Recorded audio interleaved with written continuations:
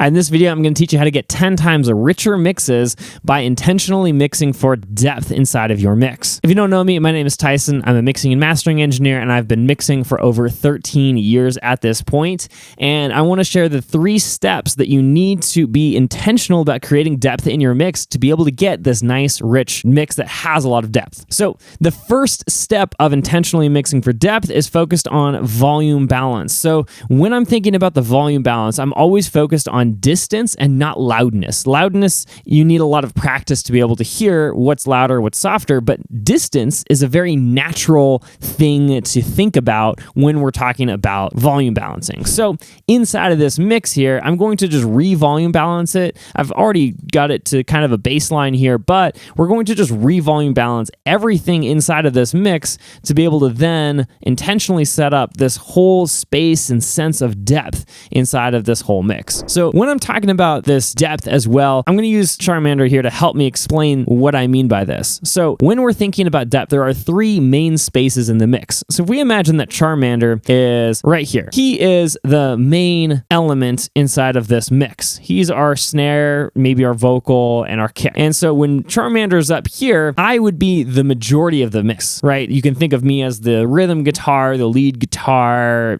toms, things like that. And then the background, so my reviews on the wall and my little award over there, you can see that those things are the background of the mix. So there's going to be just a few background elements that are going to be supporting the mix, but aren't really necessarily main elements, but are used to just add some flavor and ultimately just provide that background, this sense of depth. Because if it's just Charmander and me right here, it's kind of a boring photo, but with the background, it looks kind of cool. So essentially we need this foreground, this subject, and the background to be able to create this sense of depth in the mix. So when we're volume balancing, we're focusing on that matrix essentially. So the front, middle, and back. So let's dump all our items down to 0 and just start re-volume balancing this really quick. All right, so now that we have all our items down to 0, we're going to bring up those main elements first, the things that represented by Charmander here. So Charmander is going to be our kick and our snare mostly. So we're going to bring up our snare first, not our kick. And let's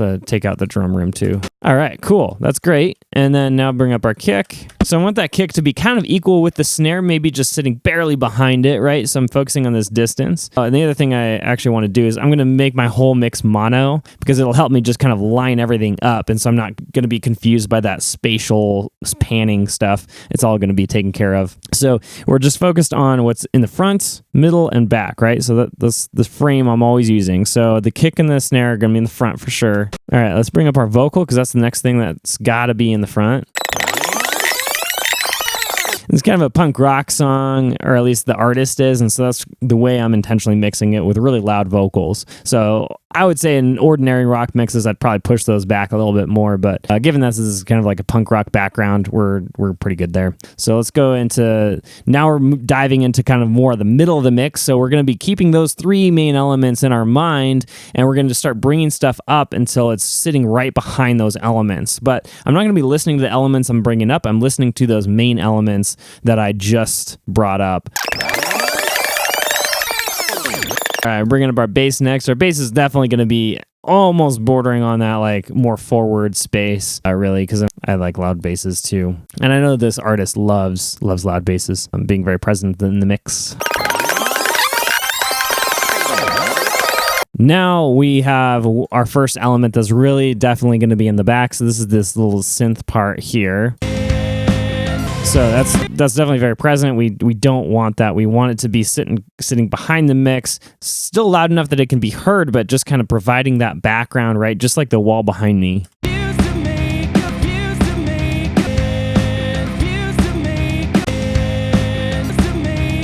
All right, and now we have our gang vocals. Again, similar. This is going to be in the back.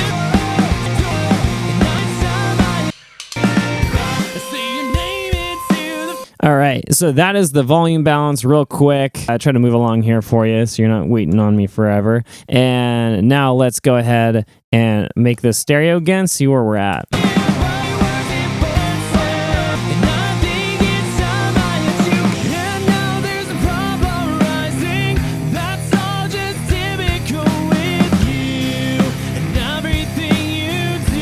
All right, so everything's sounding pretty good to me. Let's dive into that vocal. You know, this is always the hardest part, right? Is making sure your vocal's at the right level. But let's move on to the next stage, next step that you need to be cognizant of this whole depth matrix thing and the whole foreground, right? Remember Charmander? Foreground, mid, and then background is going to be during this EQ phase. So for anything that's going to be in the front, we want to make super bright. Anything that's really close to us has a little bit more top end in the frequency spectrum, right? Because those top end frequencies are really, really fast and they tend to die off really fast as well. And so if you ever heard a train that's really far away, you can hear this like low rumble and you can hear maybe like the horn, but just you hear like the low, like 200 hertz, right? From the horn. You don't hear the really brutal, crisp, like horn character sound, right? And so this is very characteristic of sound because those low frequencies tend to carry really fast because they move so slow through the air.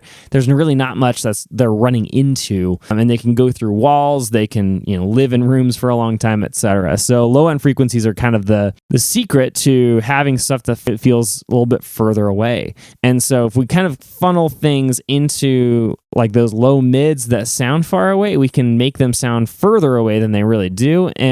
But essentially, we're just focusing on the top end, whether it's raising or lowering the top end to be able to create this sense of distance or closeness. So let's start with the items that we know we want to be in the front. And all I'm going to do here is I'm going to dive into one of these EQs and I'm just going to add a little bit of top end. So for this kick, we're just going to add 3 decibels in the top end.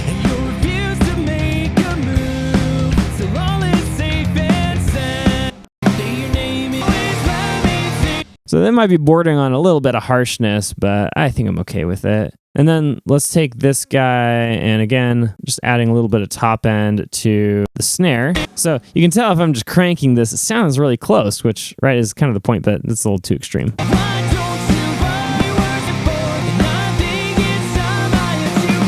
All right, so that's sounding great. The other element that was in the front is the vocal. So let's go to the vocal and kind of boost that guy just a hair on the top end. Let's use that.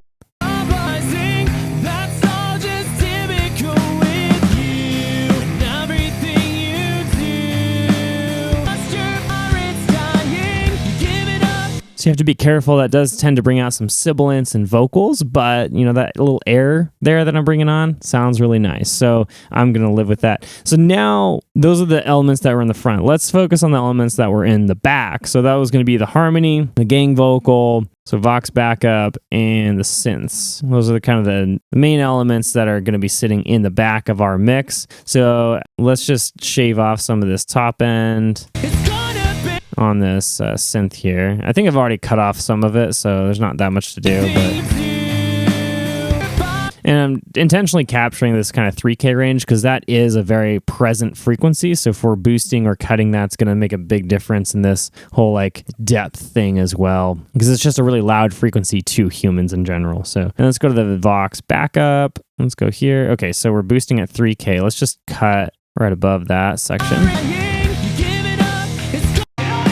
I'm honestly not sure why I'm boosting that at all. Let's cut that. Again, so I'm slowly moving that in the direction of those low mids. Granted, they do sound a little bit, like muddy or something, but they also sound really far away. So that was the goal. And then this last one here. Okay, so I'm already cutting some of the top on the harmonies. This probably don't need any more, but let's just see. All right. And so after volume, EQ, we have one last step. That is the magic step to be able to create depth in a mix, which is our depth matrix. So really quick, how we set this up is we set up all of our elements to send to this bus or to several buses inside of the mix. Rhythm, bass, and we're going to send all of our individual drums here to these buses. So everything is being sent to this bus at some point in time, and then we're just going to create...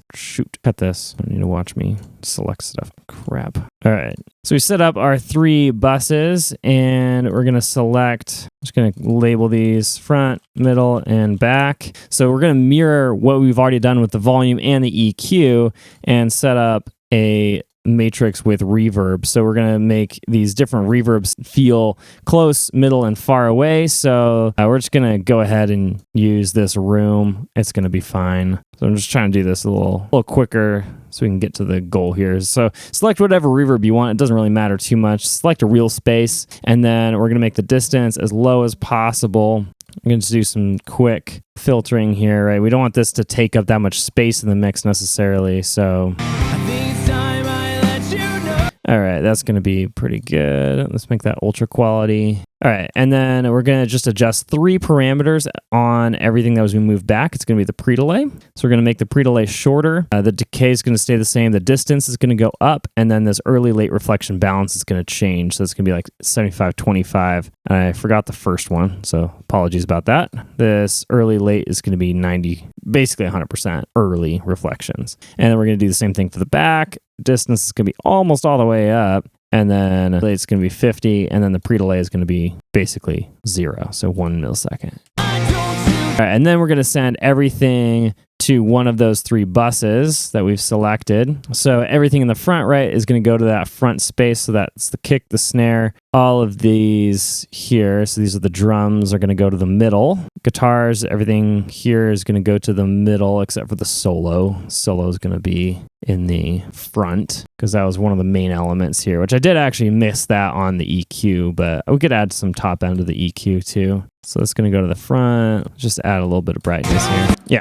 All right.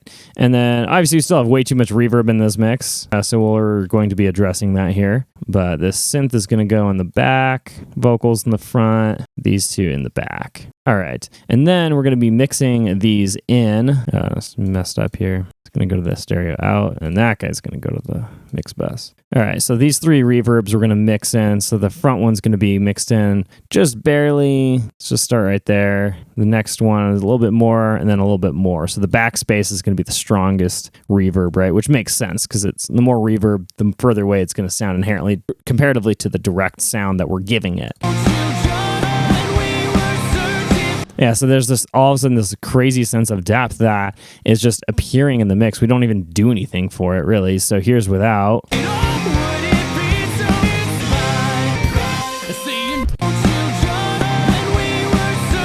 So now these are the 3 main areas where you need to be focused on the depth of your mix. It's going to be during the volume balance, during the EQ, and then also during your depth matrix, setting up this depth matrix to be able to create this amazing sense of depth. It adds some separation to the mix, and it's a really nice way to be able to easily create this kind of soundscape for your mix and ultimately end up with a far more professional mix. So hope you liked it. Leave me any questions down below, and I'll see you in the next one.